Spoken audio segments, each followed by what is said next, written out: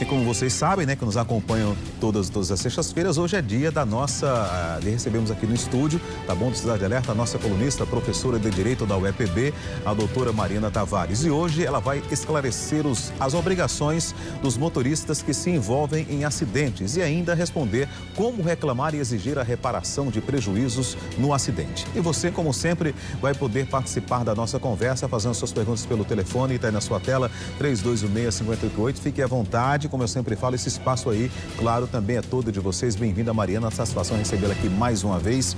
Então, estamos aí, né, no perímetro urbano, a questão da frota de veículos aumentando a cada dia que passa, e as nossas vias são sempre as mesmas, né? Não tem como espichar mais. E isso gera muitos conflitos, né? Pouco espaço para muito carro. E é natural que aconteçam acidentes. Por exemplo, no momento em que o acidente acontece, né? Aconteceu, por exemplo, uma colisão, tal. Como é que se faz para que a pessoa prejudicada, aquele que não teve culpa, garanta que lá na frente será indenizado, será reparado nos seus prejuízos? Boa noite, Jomar. Boa noite a todos. Gente, é uma situação bastante dramática, até mesmo porque o trânsito mata muitas pessoas diariamente. Neste caso, para evitar que a vítima seja ainda mais prejudicada, deve-se chamar a polícia para evitar danos e confrontos, uma vez que uma das partes não esteja agindo de boa fé. Olha, a Madalena de Lerolândia pergunta o seguinte, né? Como fazer quando você se envolve em uma colisão traseira, ou seja, alguém bate na sua traseira, tá bom?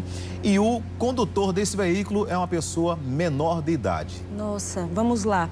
Existe uma responsabilidade muito grande, que é a responsabilidade em vigilando dos pais.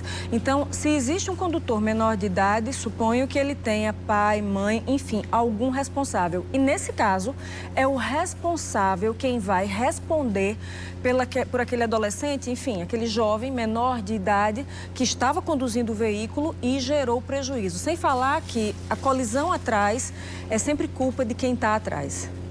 O Felipe Costa, de Lerolândia, de Mangabeira, aliás, pergunta o seguinte, né? Já se mudou muito essa questão da lei seca e tal. Ele pergunta o seguinte, uma pessoa que está embriagada causa um acidente, por exemplo, ou fatal ou com graves lesões na vítima, né?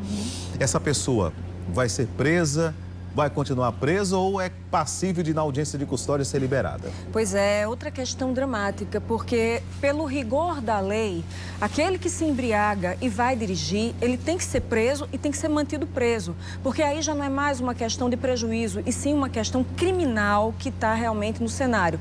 A legislação de trânsito, ela é bastante rigorosa em relação a essa mistura de volante e álcool, e nesse caso é triste a gente ver as falhas do sistema, porque muitas vezes as pessoas acabam sendo soltas na audiência de custódia.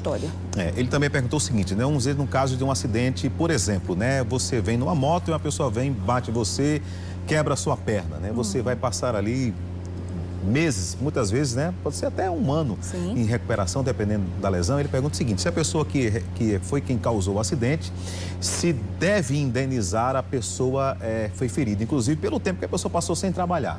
Com toda certeza, Jomar. Então, assim, existem questões dentro do direito como um todo e, sobretudo, no que tange as reparações, que é o seguinte, quanto mais grave tenha sido o dano causado, maior será a reparação. Então, se uma pessoa ficou prejudicada, privada da condição de andar, porque alguém vinha dirigindo de maneira imprudente e lhe causou um prejuízo, essa pessoa vai ter que ser indenizada, aquele que causou o problema vai ter que arcar com os tratamentos de saúde e, se de repente a pessoa ficou impedida de trabalhar, a gente pode acumular aqui uma questão chamada de lucros cessantes e até mesmo a perda de chance. O seu José Paulo de Mamanguá pergunta o seguinte, né? Uma pessoa bateu no muro da casa dele, o muro caiu, ficou completamente destruído e essa pessoa se recusou a reconstruir o muro. Ele quer saber como fazer para que seja o seu prejuízo aí reparado. Então, ele vai ter que processar essa pessoa e ele vai ter que exigir uma indenização pelos danos materiais. E além do dano material, do senhor ter tido o seu muro totalmente danificado, nós temos aqui também o dano moral, porque eu imagino que tenha sido um aborrecimento e um estresse para o senhor. E ninguém tem o direito de sair dando esse tipo de situação desagradável para os outros sem arcar com as responsabilidades. Então, temos aqui a responsabilidade pelo dano moral e pelo dano material com base na danificação do patrimônio. Só me lembra, Mariana, o nome da pessoa que ligou que eu esqueci.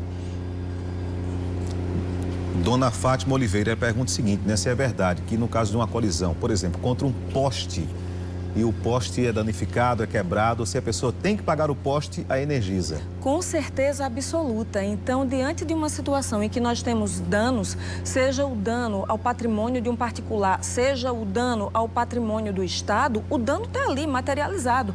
E quem causou o dano vai ter que estabelecer, sim, a reparação e ressarcir e arcar com tudo isso. Luciana de Mangabeira foi subir no ônibus, né? E o motorista fechou o ônibus com a porta-ônibus e quebrou 2 dedos da mão dela.